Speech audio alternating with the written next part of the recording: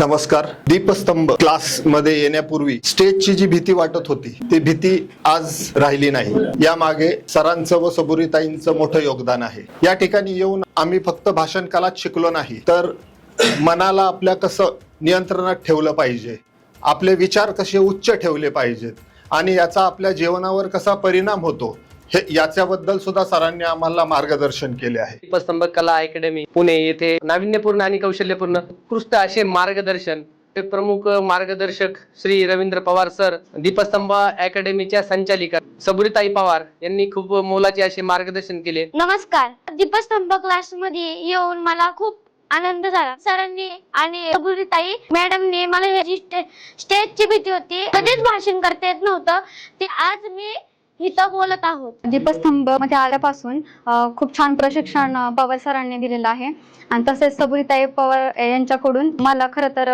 प्रेरणा मिळाली सूत्रसंचालनामध्ये पुढे करिअर करण्याची. दीपस्तंभ भाषण सूत्रसंचालन कोर्स 43व्या बॅच मध्ये रवींद्रजी पवार साहेब यांच्या मार्गदर्शनाखाली व सबुरीताई पवार मॅडम यांच्या आयोजनाने या कार्यक्रमामध्ये सहभागी झालो. पहिल्या दिवशी असं वाटलं मी करेल का नाही, बरं नंतर असं मनामध्ये यायला लागलं सरांची शिकवण्याची पद्धत, यांच्या घरगुती पद्धतीने जे एक आपला परिवार म्हणून आपली बहीण म्हणा, आपली वडिलांसारखे सर ज्या पद्धतीने मार्गदर्शन करतात, ज्या पद्धतीने आपल्याला शिकवतात, सकाळी 10 वाजल्यापासून तर संध्याकाळी 5:30-6 कसे वाजतात हे समजूनही येत नाही.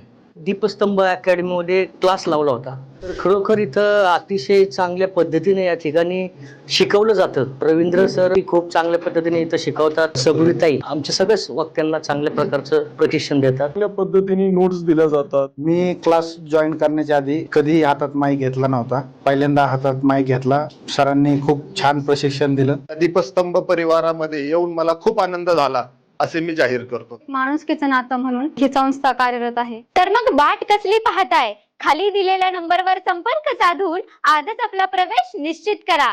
प्रभावी बोला, जग जिंका.